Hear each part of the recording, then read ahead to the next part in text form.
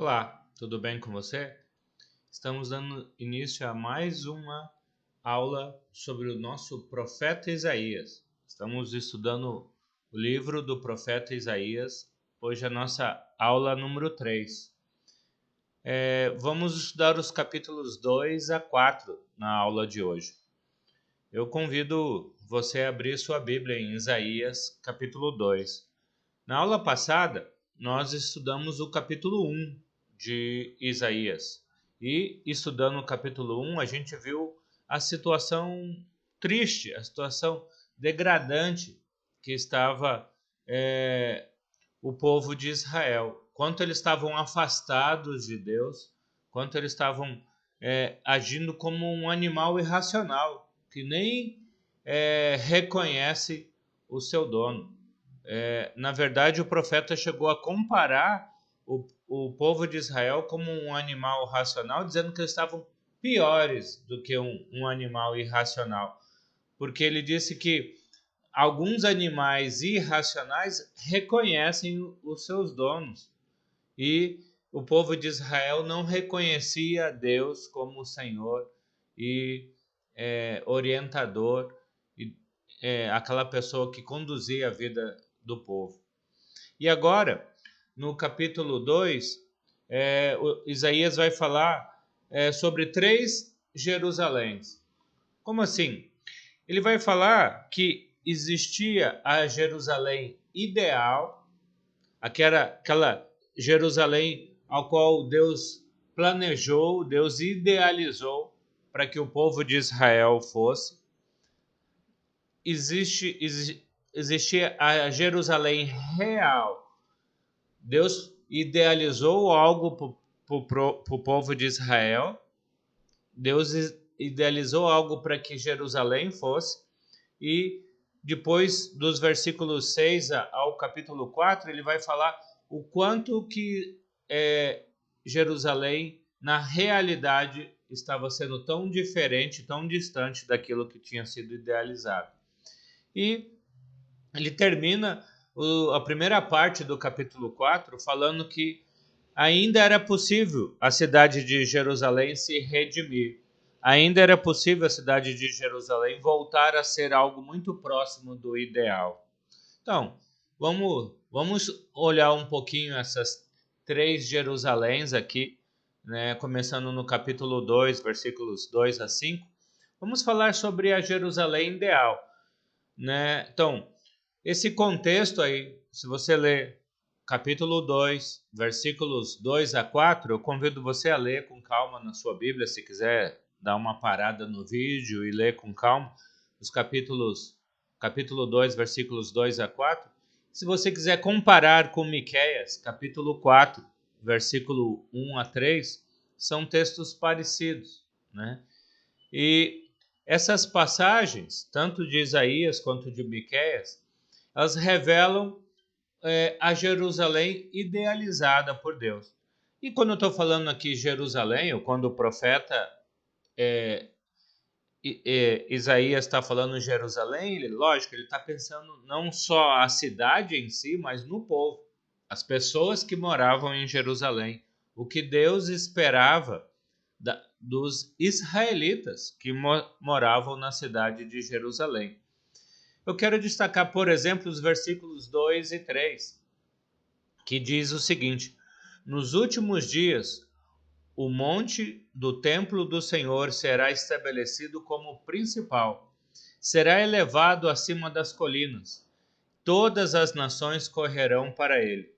Virão muitos povos e dirão: venham, subamos ao monte do Senhor, ao templo do Deus de Jacó, para que ele nos ensine os seus caminhos, e assim andaremos nas suas veredas, pois a lei sairá de Sião.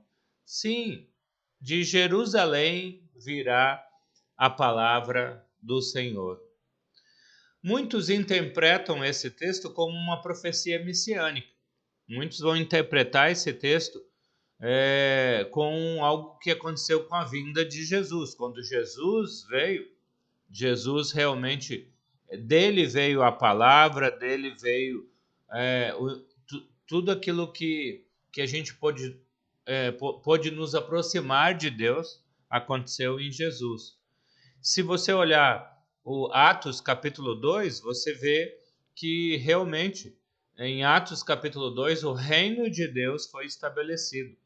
Então, de uma certa forma, verdadeiramente, esse texto de Isaías, ele vai conseguir ser idealizado no Novo Testamento, com o estabelecimento do reino de Deus, com o estabelecimento da igreja. Porém, precisamos tomar o cuidado de deixar os textos de Isaías na época de Isaías em primeira mão. Lembra? Aula passada a gente falou sobre a perspectiva profética, né?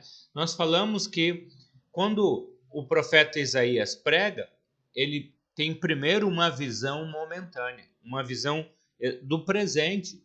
Quando no presente, o que aquele texto queria dizer para os seus ouvintes. Mais para frente, essa mesma passagem pode ter uma aplicação para um futuro próximo ali, para alguns anos depois do texto de Isaías, e em alguns momentos essa passagem vai ter uma aplicação para um futuro distante, 700 anos depois de Isaías, com o estabelecimento da igreja, com a chegada do Messias. Mas em primeira mão, né, olhando então nessa perspectiva profética para o presente, quando esse texto fala de uma Jerusalém perfeita, de uma Jerusalém aonde é luz para as nações, era isso que Deus idealizou para a nação de Israel. Na verdade, quando Deus estabeleceu a nação de Israel, Deus estabeleceu a nação de Israel para ser luz para as nações pagãs.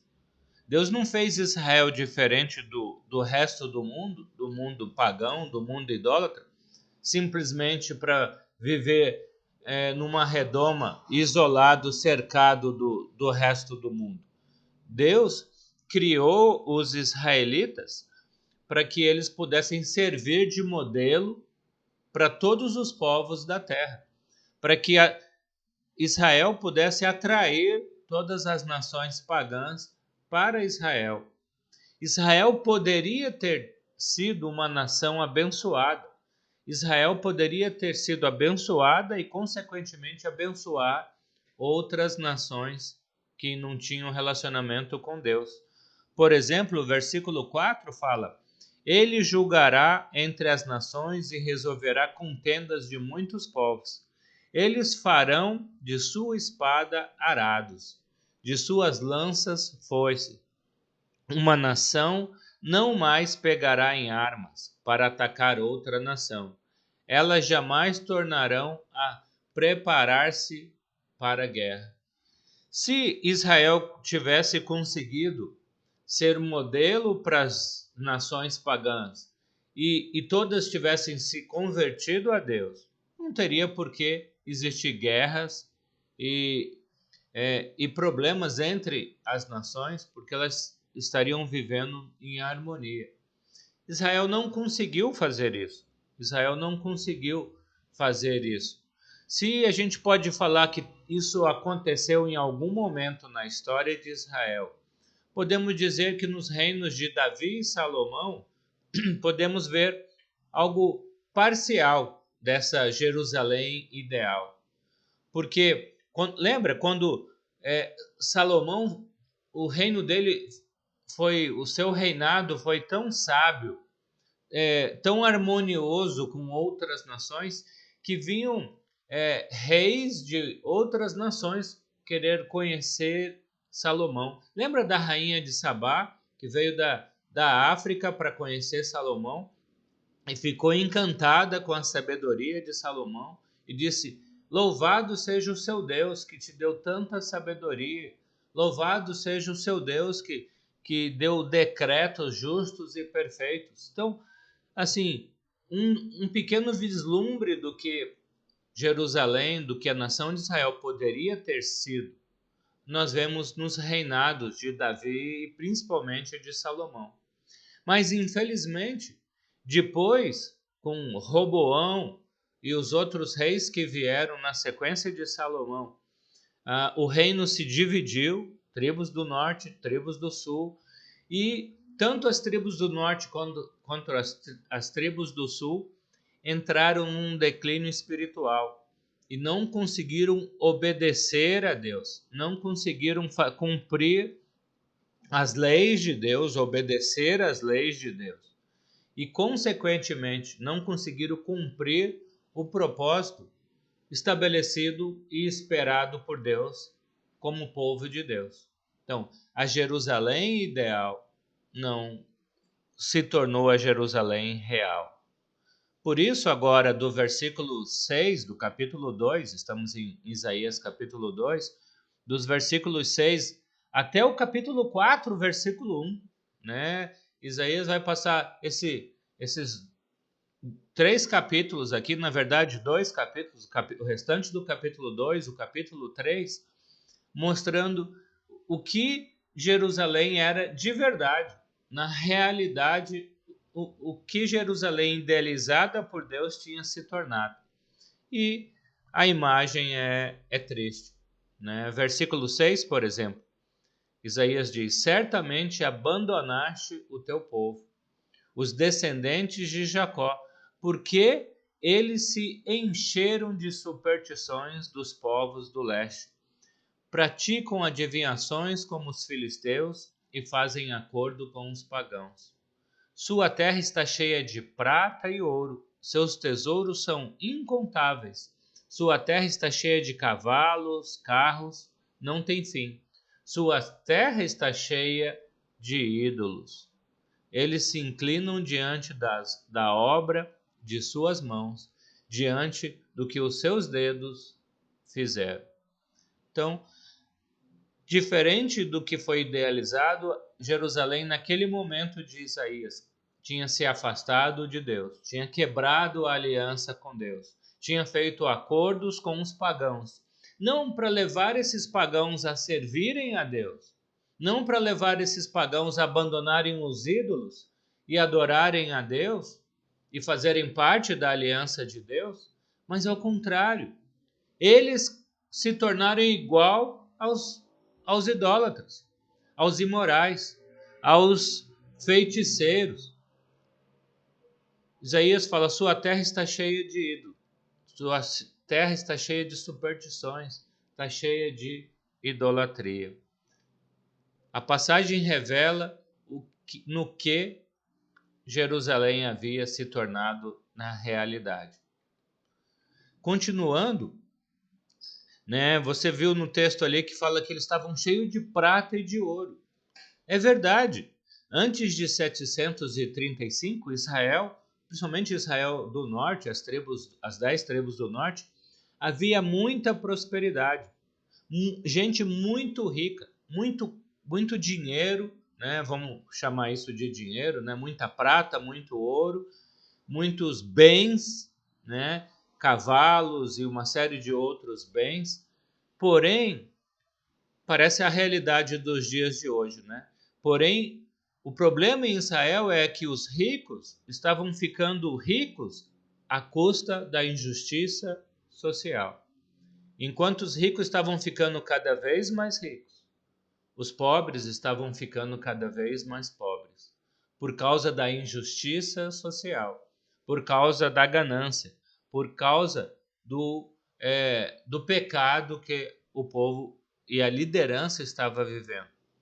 Além disso, as alianças entre os israelitas e as nações pagãs levou o povo a cometer muita idolatria e muita imoralidade sexual. Tornando-se cada vez, essas coisas estavam se tornando cada vez mais frequentes entre o povo. E, consequentemente, eles estavam abandonando a confiança em Deus e colocando a confiança dele nas suas posses, nos seus bens. Qualquer semelhança com os nossos dias não é mera coincidência. O ser humano continua o mesmo. O ser humano continua confiando e dependendo das coisas visíveis e desprezando as coisas invisíveis. O homem continua confiando na sua fama, no seu poder político, nas suas posses e nos seus bens.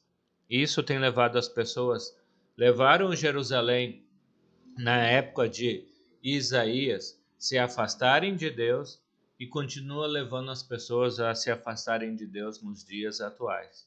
Por isso o livro de Isaías é tão atual para nós. Continuando, o Senhor revela então que os judeus seriam destruídos, esmagados. O orgulho que eles estavam tendo por estarem fortalecidos, por estarem numa fortaleza física, Jerusalém murada, cercada, né, por terem tantos bens materiais, Deus fala que ia levar com que esse orgulho fosse quebrado. Tanto que, versículo 11, a palavra de Deus diz: os olhos do arrogante serão humilhados. O orgulho dos homens será abatido. Somente o Senhor será exaltado naquele dia. Então Deus promete quebrar o orgulho de Israel. E no versículo 12 ele fala: porque o dia do Senhor dos exércitos será contra todo soberbo, todo arrogante, todo presunçoso e altivo, e contra todo aquele que se exalta, para que seja abatido. Estou lendo essa versão na versão Almeida, revista e atualizada. A palavra o dia do Senhor é um tema que aparece muito no livro de Isaías. Na verdade, aparece muito em vários profetas. Você vai ler isso de novo no capítulo 13, versículo 6 de Isaías, em Amós, em Joel. Quando a Bíblia diz o dia do Senhor, cuidado. A Bíblia não está falando sobre a volta de Jesus daqui a não sei quantos anos, né? Nós não sabemos quando Jesus vai voltar, né?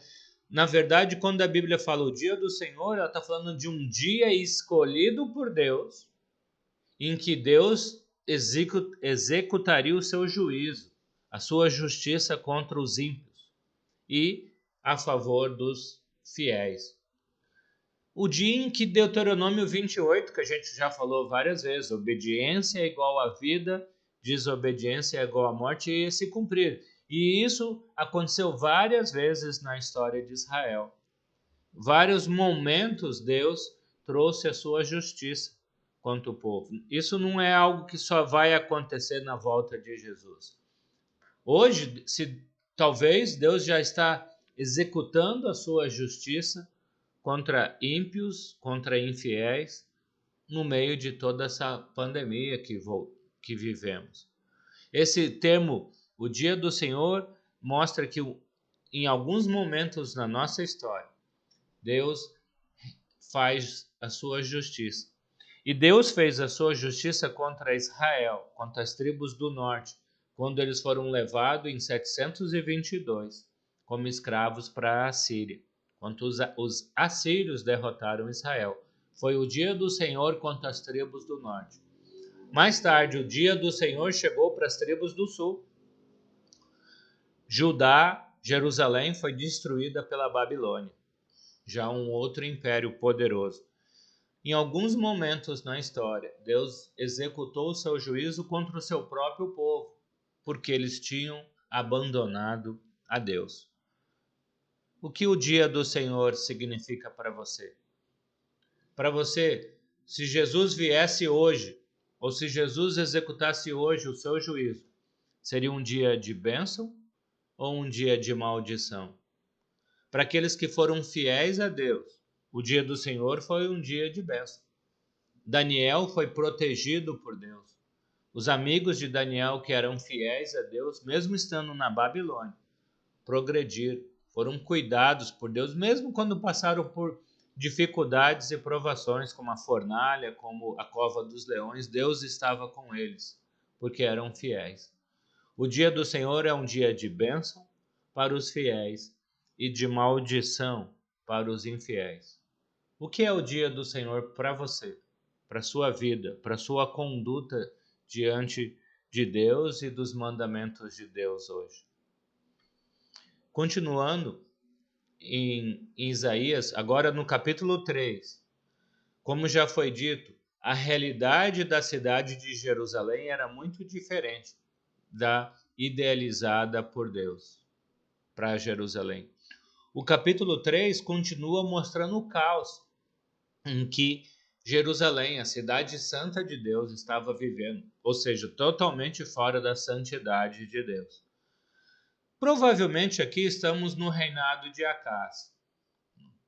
Todo esse relato do capítulo 3 é possível ser durante o reinado de Acás, porque como já falamos, Acás foi o pior dos 4 reis que reinaram durante o ministério de Isaías.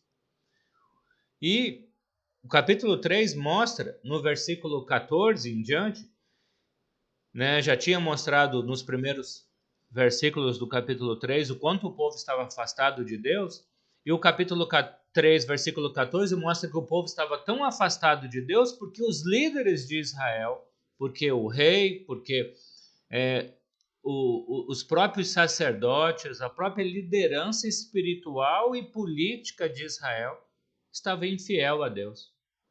Já vimos isso em algum lugar, né? Quando lá em cima, na cúpula da administração, as pessoas fazem tudo errado, o povo acaba seguindo um mau exemplo e fazendo tudo errado também, né? Capítulo 3, versículo 14. O Senhor entra em juízo contra as autoridades e contra os líderes do seu povo. Vocês arruinaram a vinha, e o que foi roubado dos necessitados está nas suas casas. Na época de Isaías, os líderes tiravam do povo para si mesmo. Ainda bem que as coisas mudaram, né? Continuando, todo esse contexto dos capítulos 2, 3 e 4 de Isaías, nós podemos resumir em 3 oráculos. Quando eu falo oráculo, eu estou pensando em 3 mensagens específicas de Deus. O capítulo 2, que a gente já viu, versículos 2 a 5, o povo está sendo... Deus está chamando a atenção do povo, o povo está sendo exaltado a voltar para Deus, a pensar qual era a Jerusalém ideal, qual é a Jerusalém que Deus planejou. E Isaías não está falando isso, mas tarde demais agora a gente está afastado, mas mostrar, é possível o povo se arrepender, é possível o povo mudar de vida e voltar a ser aquilo que Deus planejou para o seu povo. Então, esse oráculo é um oráculo de esperança. Depois vem um oráculo de destruição. Capítulos 2 e 3 mostram, como já vimos, a Jerusalém real. E nessa Jerusalém real, muito diferente do que Deus planejou, os homens estavam orgulhosos e arrogantes. E Deus fala, por isso vou destruir Israel. Por isso vou destruir esses orgulhosos. Como eu já falei, os líderes estavam infiéis. Os líderes estavam roubando do povo. E por isso Deus fala, vou destruir a liderança de Israel. E no capítulo 3, versículo 16, a Bíblia fala que as mulheres, provavelmente as mulheres desses líderes, estavam seguindo o mesmo caminho. Tanto que o versículo 16 do capítulo 3 de Isaías diz, o Senhor diz, por causa da arrogância das mulheres de Sião. E pense que quando Deus está falando de Sião, é um sinônimo de Jerusalém. As mulheres de Jerusalém, as mulheres de Sião, caminham de cabeça erguida, flertando com os olhos, desfilando com passos curtos, com enfeites tinindo em seus calcanhares. O Senhor raspará a cabeça das mulheres de Sião. O Senhor porá a descoberto as suas vergonhas. E ele segue repreendendo as mulheres, né, em Israel, que ao invés de também estarem dando um bom exemplo, estavam sendo um péssimo exemplo. Então, os homens e as mulheres não escapariam da vingança de Deus, do castigo de Deus. E Deus termina esse contexto das 3 Jerusaléns aqui no capítulo 4, voltando para um oráculo de esperança, voltando a dar uma mensagem de esperança. Então, o livro de Isaías é assim. Isaías fala de esperança, fala de destruição, fala da justiça de Deus contra os infiéis e sempre termina com uma mensagem de esperança. Então, capítulo 4, versículos 2 a 6, é o próximo texto que vamos ver. Vemos aqui que ainda existia esperança, porque mesmo depois de Israel ser destruída, mesmo depois de Israel ser levado como escravo para a Síria, mesmo depois de Jerusalém ser levado como escravos para a Babilônia, Deus no futuro ainda iria trazer um pequeno grupo de volta. Deus ainda iria permitir que Judá fosse reconstruída, para que no futuro o Messias pudesse vir da tribo de Judá. Então, a última visão de Jerusalém, vimos Jerusalém idealizada por Deus, Jerusalém na realidade, então Jerusalém real, e agora a Jerusalém redimida. Capítulo 4, versículos 2 a 6. Então, depois de Deus executar o seu juízo contra Judá, pensando que Isaías está falando muito mais para os judeus do que para os israelitas nas tribos do norte, até porque em 722 já não tinha mais israelitas. Então, Deus começa a prometer que ele traria alguns judeus de volta para Jerusalém. Então, essa sessão de Isaías, que começou lá no capítulo 2 com um oráculo de esperança, também termina com um oráculo de esperança. Mostra que se Israel fosse fiel a Deus, voltaria a ser uma nação abençoada, voltaria a ser abençoado por Deus. Versículo 2 do capítulo 4, Isaías 4, 2. Naquele dia o renovo do Senhor será belo e glorioso, e o fruto da terra será o orgulho e a glória dos sobreviventes de Israel. Naquele dia o renovo do Senhor. Quem é o renovo do Senhor? De quem Isaías está falando aqui? Lembrando da famosa perspectiva profética, né?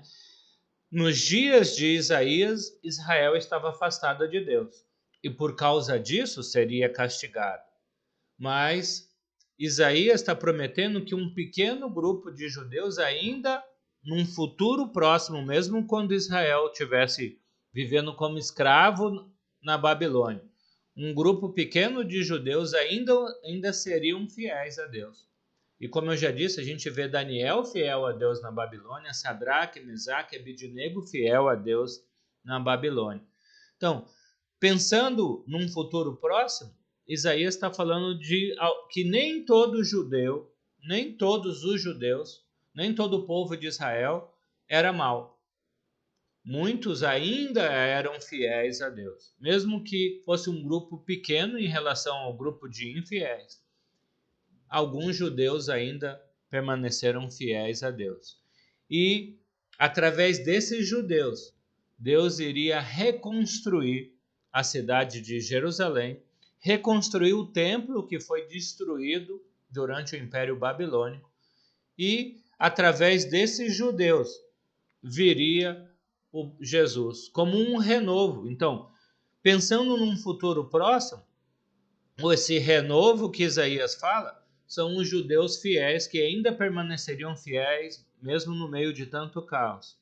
Pensando num futuro um pouco mais distante, 700 anos depois, Isaías está falando que no futuro a igreja de Jesus teria a missão de ser aquilo que Israel não conseguiu ser.